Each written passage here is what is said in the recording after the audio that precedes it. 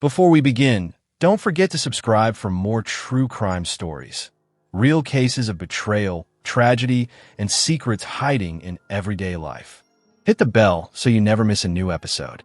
Willow Creek was the kind of California suburb where the lawns were manicured, the mailboxes freshly painted, and the morning air was filled with the laughter of kids riding their bikes to the end of the cul-de-sac. It was the sort of place where neighbors exchanged pleasantries over hedges, kept a careful eye on each other's houses, and took pride in hosting the annual block party. But even the neatest neighborhoods have secrets, sometimes the kind that are whispered, sometimes the kind that unravel lives. Helen Carter was one of those neighbors everyone seemed to admire. At 42, she taught French at the local high school and ran the neighborhood book club. She had thick chestnut hair, a warm smile, and a gentle but slightly reserved demeanor.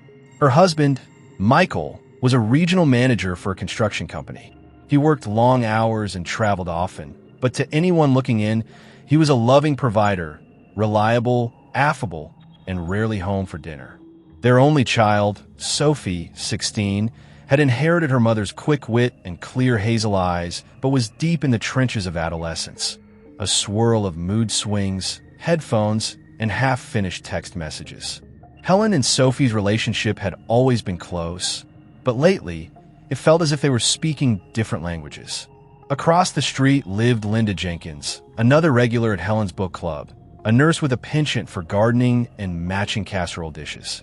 Linda's eldest son, Lucas Jenkins, had just finished up his freshman year at UCLA and returned for the summer. 19, tall, and athletic, Lucas was the golden boy of Willow Creek. Basketball captain, honor student, part-time lifeguard at the community pool. He'd grown out of his teenage awkwardness while away, his shoulders broadening and his voice dropping. He'd been Sophie's friend as a child, but with 3 years between them, their worlds had grown apart.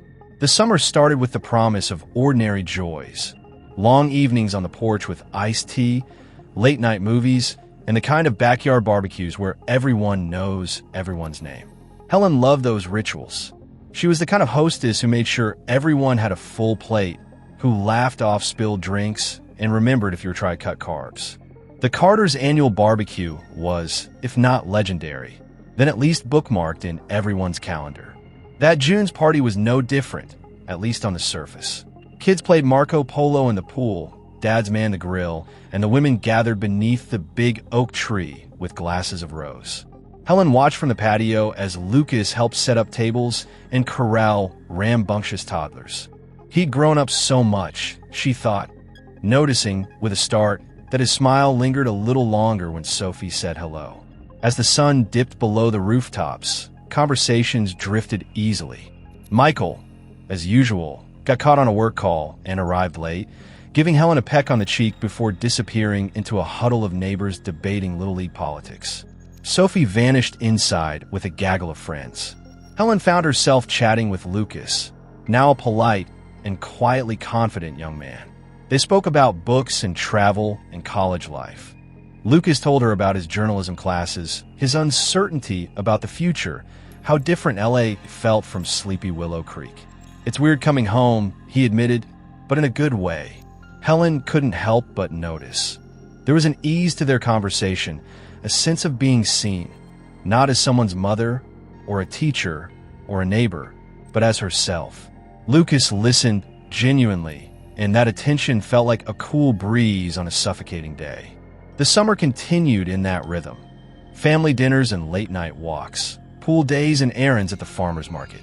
Helen and Lucas crossed paths more often at the pool, at the grocery store, sometimes just in passing. He offered to help her carry groceries, fix the loose gate behind her garage, listen when she needed to vent about work or Michael's endless absences. Sophie teased her mom about flirting with the neighbor's son, but always with a roll of her eyes, too distracted by her own life to notice anything amiss. To the outside world, everything seemed perfect. Beneath the surface, a slow, almost imperceptible shift was happening. Helen found herself lingering in conversations with Lucas, replaying their exchanges late into the night, feeling a flutter she hadn't felt in years. She chided herself, reminded herself of boundaries, the difference in their ages, the very idea's impropriety. But every so often, Lucas's gaze lingered too, just a second too long. And if Helen dreamed, as the summer lengthened, of what it would be like to be noticed, desired, chosen, not as a wife or mother, but as a woman, she told herself it was just fantasy. That was what good neighbors did. But in Willow Creek, no secret stayed hidden forever. Life in Willow Creek drifted into the heart of summer, lazy, golden, and always just a little too hot. The days blurred together in a haze of lawn sprinklers, sunscreen, and the distant hum of cicadas. For most, it was the season of suspended reality. Michael's long work trips, Sophie's increasing independence, and the quiet knowledge that August would come all too soon. Helen Carter found herself thrown off balance by the smallest things. The flutter she felt around Lucas Jenkins didn't fade. If anything, it grew sharper, more insistent as the weeks passed. She was painfully aware of how wrong it all was. She reminded herself, again and again, that she was a married woman, twice Lucas's age, and his mother's friend, but in the quiet spaces of her life, he occupied more and more of her thoughts. The moments alone multiplied. Sophie was out late with friends or at the pool. Michael's work schedule grew even more hectic. One muggy afternoon, Helen's car wouldn't start, and Lucas, who'd just finished mowing his own lawn, spotted her struggling. Without hesitation, he jogged across the street. "Want to take a look?" he asked, catching his breath. Soon they were both leaning over the hood, Helen holding a flashlight, Lucas testing the cables with gentle confidence. His arm brushed hers, close enough to send a jolt up her spine. When the engine finally turned over, they laughed, too loudly, too relieved. "Thank you," Helen said, a little too softly. They both heard the pause in her voice. Lucas nodded, eyes meeting hers. "Anytime, Mrs. Carter." But the Mrs. rang hollow. He smiled, and for a split second, Helen wondered if he noticed how her breath caught. That night, Helen lingered in her kitchen as the house fell asleep. She scrolled through her phone, rereading old texts from Michael, whose latest message was just a logistics update about a flight delay. She brewed tea she didn't want and listened to the sound of cicadas outside. She was surprised, then, when she saw a message pop up from Lucas. "Lucas Jenkins. Hey, just wanted to check that your car is still running. No more trouble." Helen hesitated, then typed back, "All good. Thanks again, Lucas." There was a pause before another reply. "Happy to help. Let me know if you ever need anything." "I mean it." She almost put the phone down, but instead, her fingers moved. "It's nice having you back in the neighborhood." After that, their conversations grew easier, longer. They talked about movies, music, college, and travel. Helen was careful, never anything overt, always leaving things half-said. But there was a charge beneath every word, something both thrilling and terrifying. Lucas's mother, Linda, was delighted to see him helping the neighbors. "I hope Sophie's not too busy for you these days," she teased. Lucas brushed her off, saying he was just catching up. But he too felt the shift. He told himself he admired Helen's intelligence, respected her sense of humor, but he noticed when her hair was loose or she wore a sundress. Sometimes, after their conversations, he lay awake, replaying her laughter in his mind. One sultry evening, a thunderstorm brewed. With Michael out of town again and Sophie at a sleepover, Helen found herself watching the rain from her porch. Lightning split the sky, and then there was a knock at her door. It was Lucas, hair damp, holding a stack of books Helen had lent him. "Thought I'd return these before I forget. Hope I'm not interrupting." "Not at all. Come in, you'll catch a cold." He stepped inside, the faint scent of summer rain following. They chatted about the storm, about the books, the latest gossip from college. The conversation grew more personal. Lucas admitted how lost he sometimes felt at school, how the quiet of Willow Creek was both comforting and lonely. Helen poured him tea. The conversation slowed, and for a long, electric moment, the only sound was the rain drumming against the windows. She reached for the empty teapot, and their fingers brushed. Neither pulled away. Lucas's voice was low. "Do you ever feel out of place here?" Helen considered. "More than I like to admit." She met his eyes, felt the air change between them. There was a beat of silence, heavy with possibility. Lucas leaned forward, unsure, and Helen froze. The moment teetered, terrible, exciting, impossible. She stood up too quickly. This was nice. Thank you, Lucas. He nodded, understanding, but disappointment flickered across his face. Good night, Mrs. Carter. That night, Helen couldn't sleep. The boundary she had built between herself and Lucas now felt like thin paper. She replayed every gesture, every look, every word. She knew what everyone would say if they saw them. That it was just a crush, a silly fantasy, a midlife spiral. But standing alone in her kitchen, Helen understood something had irrevocably changed. By the next week, it was impossible to pretend nothing had happened. Lucas came by with more books, invented errands, offered to fix a wobbly shelf. Helen found herself lingering just a little too long in conversation, dressing with more care, searching for excuses to see him. Sophie, oblivious, texted her friends and drifted through the house with headphones on. Michael sent updates from the road. The summer pressed in, hot and bright, and the tension between Helen and Lucas thickened, an unspeakable secret growing in the quiet spaces between their lives. What neither of them realized was that, in Willow Creek, every secret eventually finds the light. By mid-July, the heat in Willow Creek felt oppressive, as though even the air carried secrets. Helen Carter's days were a blur of mundane routines, grocery runs, lesson planning, quick texts to Michael about bills and Sophie's grades. But beneath the ordinary, the tension with Lucas pulsed, charging every encounter with something dangerously alive. Helen caught herself rehearsing their next conversation, choosing dresses with softer fabrics, checking her phone throughout the day for a message that might not come. She reasoned that their friendship was harmless, a phase, a fleeting mutual comfort. But when she passed her reflection in the hallway mirror, she saw the flush on her cheeks and recognized it as longing. Sometimes, longing was all it took to set a fuse burning. Lucas, meanwhile, was restless. His friends were away at summer jobs, his family distracted. Linda Jenkins was working back-to-back shifts at the hospital, and his little brother spent days at a friend's house. The house was empty. Lucas found himself walking the neighborhood, hoping to spot Helen watering her garden or heading out for groceries. He started running into her at the community pool, at the library, at the bakery counter, always casual, always coincidental, never planned. At least, that's what he told himself. Everything changed one heavy Saturday evening, when Willow Creek's annual block party filled the street with music and the smell of barbecued ribs. Helen wore a turquoise sundress and carried her signature lemon tart to the dessert table. Michael didn't come. Work called him to the city, and Sophie barely stayed an hour before disappearing with friends. Helen felt an odd freedom, as if the world had briefly forgotten its rules. Lucas spent the early evening hanging back with a group of college friends, but his eyes kept drifting to Helen across the crowd.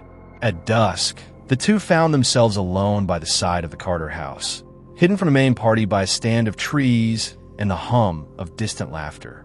They talked about nothing and everything: books, movies, what they'd do if life had turned out differently. Helen looked down, unable to meet Lucas's gaze. Sometimes I wonder what it would be like to be young again, to have a clean slate. Lucas was quiet. I think about that, too. Like maybe I could be someone else. For a long moment, they stood in the thickening darkness, shadows tangled at their feet. Lucas leaned in, not abruptly, but with a quiet gravity that left Helen with no room for doubt. Their lips brushed, just once, enough to scatter every rational thought. She pulled away, breathless, and for the first time didn't scold herself. They parted quickly, the party noise washing over them. Helen hurried home, heart pounding, locking every door and window behind her as if shutting out the memory. But the memory came with her, into her bedroom, her shower, her dreams. From that night forward, their connection deepened, a series of small, recklessly intimate moments, a slow dance on the edge of the pool after dark, fingers tracing meaningless patterns on sun-warmed skin, whispered conversations through open windows. What began as stolen glances became careful touches, then desperate embraces behind closed doors. They were cautious, Helen used errands as cover. Lucas timed his visits for when Linda was at work. Sophie, convinced her mother was just being extra lately, paid little attention. But in Willow Creek, every secret has a witness. Sometimes a neighbor at a window, sometimes a child heading home early. One afternoon in late July, as the cicadas droned, it happened. Helen and Lucas were sitting in the cool shadow of her living room, blinds half drawn, talking in low voices. They hadn't touched, but the space between them was electric. Lucas reached for Helen's hand. She didn't pull away. Suddenly, the front door rattled. Michael's voice boomed from the porch. He had come home early, suitcase in hand, muttering about traffic and meetings. Lucas and Helen jolted apart. She shoved Lucas toward the back door just as Michael entered the hallway, his eyes immediately wary. "Everything okay?" Michael asked, gaze darting from Helen's flushed face to the open back door. "Just a little warm," Helen managed, her smile brittle. "Lucas was helping me fix the screen." Michael stared for a long moment before letting it go. But the suspicion lingered, sharp and poisonous. Days passed. Michael grew distant, working late, checking Helen's phone when she left it unlocked. Sophie sensed the chill, asking if her parents were fighting. Helen swept through her routines, but her nerves frayed. She imagined what would happen if anyone found out. The scandal, the shame, the lives upended. Lucas, too, felt the change. He missed calls from Helen, left cryptic messages, grew frustrated with her caution. "Let's go away for a weekend," he said once, half joking. Helen recoiled. "Don't be foolish. This is our real life." The tension reached a breaking point during a late summer thunderstorm. Helen, alone at home, heard a knock at the back door. Lucas stood there, soaked, eyes wild. He said he needed to talk, now. Over tea, voices raw, they argued about Michael, about secrets, about ending things before it was too late. A flash of lightning silhouetted Michael in the doorway, his face white with rage and disbelief. "What the hell is going on here?" The room froze. Helen, hands trembling, tried to explain. Lucas stammered apologies. Michael's anger erupted, shouted accusations, shattered teacups. Sophie, woken by the noise, watched from the top of the stairs, silent and afraid. Something snapped. In the chaos, Michael shoved Lucas. Helen tried to intervene. Lucas slipped, striking his head on the stone hearth. For a moment, he was silent, then collapsed in a heap, blood seeping into the rug. Time stopped. Helen screamed. Michael dropped to his knees, furious and terrified, as Sophie called 911. The sirens came quickly, slicing through the night. Lucas was rushed to the hospital, but he never woke up. By dawn, Willow Creek's perfect facade had shattered. Neighbors pressed against rain-streaked windows. Police tape snaked across the Carter driveway. And Helen, curled on the living room floor, understood that every choice, every secret, had led to this. The truth always finds a way in, and sometimes it destroys everything. The morning after Lucas Jenkins's fatal fall, Willow Creek's easy calm was gone, replaced by the uncertainty that fills any small community after tragedy. By sunrise, police tape was strung across the Carter's backyard and front walk, yellow and jarring on the trimmed green lawn. The scent of disinfectant lingered in the air, mixed with the faint trace of last night's summer storm. Neighbors watched from windows, their faces wary and pale. News spread instantly. There was an accident at Helen Carter's house. No, it was something worse. Detective Morgan and her team arrived early, quietly but firmly asserting control. They asked questions with clipped courtesy, taking statements from every adult and child who'd been near the Carter house. Linda Jenkins, pale and shaking, was at the hospital beside her younger son, who didn't yet understand why Lucas wasn't coming home. Michael Carter sat in the police cruiser, head in his hands, refusing to speak without a lawyer. Sophie, dazed and withdrawn, repeated the same phrase. It happened so fast when anyone tried to ask about the night before. Helen was nearly catatonic.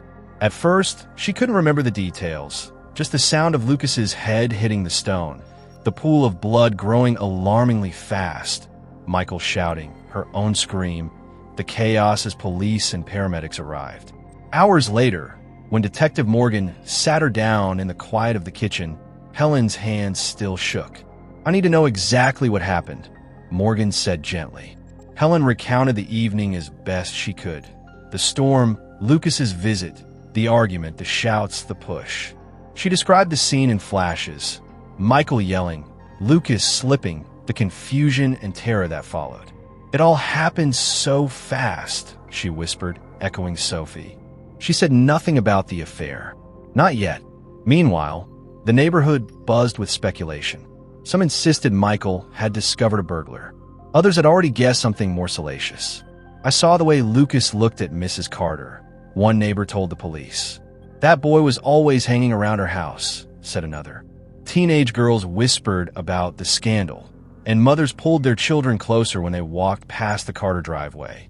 The hospital announced by noon that Lucas Jenkins had died from traumatic brain injury. He never regained consciousness. Linda was inconsolable, refusing both food and comfort. The Jenkinses' front porch became a shrine overnight. Flowers, cards, photos of Lucas in his basketball uniform smiling at the camera, reminders of the boy the town had loved. The police investigation intensified. They impounded Michael's phone and laptop, searching for any evidence of motive or premeditation. They examined Helen's call history and text messages. Soon, it became clear that she and Lucas had exchanged dozens of messages over the summer, many at odd hours. Some were innocent, about books, errands, chores. Others were more suggestive, their tone unmistakable. It wasn't long before the detectives realized the truth. This was no simple accident. Detective Morgan called Helen back for another interview. "Were you and Lucas Jenkins involved?" she asked, her tone gentle but firm. Helen hesitated, tears springing to her eyes. "Yes," she said finally, voice barely audible. "I didn't mean for it to happen, but us." Michael, confronted separately, was furious, not just with Helen, but with himself. "I should have been here more. I should have seen it coming." In his frustration, he admitted to checking Helen's phone, feeling the wedge growing between them for months. He swore the incident was a tragic accident, not murder. But the community's hunger for answers and justice was not satisfied so easily. Linda Jenkins demanded an investigation, certain her son couldn't have just tripped. Lucas was careful, she insisted to anyone who would listen. He wasn't reckless. He respected them. Something else happened that night. Her grief, raw and consuming, fueled rumors and resentment across the neighborhood. The police reconstructed the night again and again. The evidence told a complicated story. Lucas had entered through the back door. There was evidence of a loud argument, and Sophie's 911 call recorded shouting, breaking glass, and a heavy thud. The autopsy confirmed the cause of death as blunt force trauma, consistent with a fall, but there was no sign of defensive wounds or an intentional blow. Detective Morgan pressed Helen again. "Did Michael mean to kill Lucas?" Helen shook her head, sobbing. "No, he was angry, but he never meant for it to happen. Lucas slipped. He just slipped." Sophie told police what she had seen. "Dad pushed him, but he didn't mean to. Lucas fell." Then they both started screaming. Still, Morgan's job was not to pass judgment, but to follow the facts. Michael was arrested and charged with involuntary manslaughter, pending further investigation. Helen faced questioning for obstruction and for her role in the events. But ultimately, the focus remained on Michael's actions, the catalyst that ended Lucas Jenkins' life. The funeral was a devastating affair. The Jenkins family, in shock, could hardly meet Helen's eyes. Willow Creek came out in full force, the church overflowing with mourners. The Carters attended in silent grief, sitting in the back. Linda Jenkins didn't acknowledge them as the casket passed, her face set in stone. In the weeks that followed, Helen found herself alone more often than not. Sophie moved in with her grandparents. Michael made bail and left town, their marriage irreparably shattered. The neighborhood closed ranks, polite but distant, as if the tragedy itself were contagious. Detective Morgan finished her report for the DA. Her final note was simple: a tragic ending to a summer of secrets. Motives tangled, evidence ambiguous. But one fact is clear: No one who loved Lucas Jenkins will ever forget this night or the choices that led here. And across Willow Creek, the ripple of that night continued. In whispered conversations, in locked doors, in the silent glances exchanged between old friends who could no longer trust what they saw. Willow Creek had always valued its image, polite, polished, protective. But as summer faded and the calm routines of autumn returned, the story of Lucas Jenkins's death clung to the neighborhood like smoke. Lawns remained manicured, but conversations grew stilted. The Carters' mailbox overflowed with unopened mail. The Jenkins home, once the hub of block parties, was now shrouded in silence and drawn curtains. Behind closed doors, all anyone talked about was the murder that had shattered their illusion of safety. Helen Carter's life unraveled in slow motion. She spent her days fielding calls from lawyers, police, and school administrators, each pressing softly, then urgently, for some version of the truth. She avoided the grocery store, the post office, even the book club she'd started. Only late at night, in the shadowy quiet of the empty house, did she let herself grieve. For Lucas, for her marriage, for her daughter, for the woman she'd been before a single summer redefined her existence. Michael's trial drew local media and true crime bloggers alike. The prosecution painted a picture of a jealous husband, consumed by rage when he discovered his wife's affair with a teenager who'd been as close as family. The defense insisted on accident. Tempers flared, a scuffle, a tragic slip. Sophie, forced to testify, trembled on the stand. Her voice was tiny as she described the shouting, the shove, the awful sound of Lucas hitting the hearth. Linda Jenkins sobbed quietly in the front row, clutching a photo of her son. Helen, pale and hollow-eyed, listened as her choices were dissected by strangers. In the end, the verdict was involuntary manslaughter. Michael was sentenced to 4 years. The community's opinion split. Some felt justice was served. Others whispered about Helen's role, blaming her as much as her husband. The Jenkins family issued a short, dignified statement. No sentence can bring Lucas back. We hope for healing someday for everyone touched by this tragedy. In the months that followed, Helen tried to rebuild some semblance of a life. She moved into a small apartment in a neighboring town, started a new job tutoring students online, and attempted, haltingly, to reconnect with Sophie, who remained angry and distant. Occasionally, Helen saw familiar faces in the supermarket. Some nodded politely, others turned away. The Jenkins house eventually sold. Linda left Willow Creek, the garden overgrown and wild. Lucas's childhood basketball hoop rusting in the driveway. Michael filed for divorce from prison. Helen signed the papers without ceremony. Sophie finished high school quietly, far from the spotlight. For years, the story lingered in Willow Creek's collective memory, a warning passed in whispers at PTA meetings and backyard gatherings. Remember what happened to the Carters? To the Jenkins boy? You never really know what goes on behind closed doors. Helen never remarried. She attended one of Lucas's memorial basketball games, sitting in the back, unnoticed.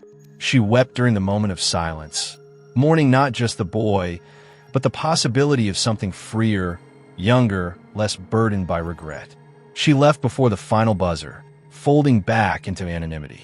Detective Morgan retired early, the case having haunted her more than she expected.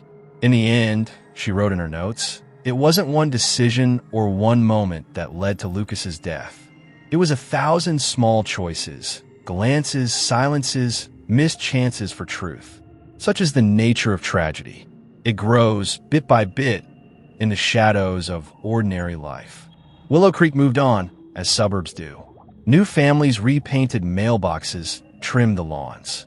But even as time passed, every so often, someone would look at the Carter or Jenkins house and remember, beneath the surface, every neighborhood holds secrets. And sometimes, all it takes is one summer for those secrets to destroy everything.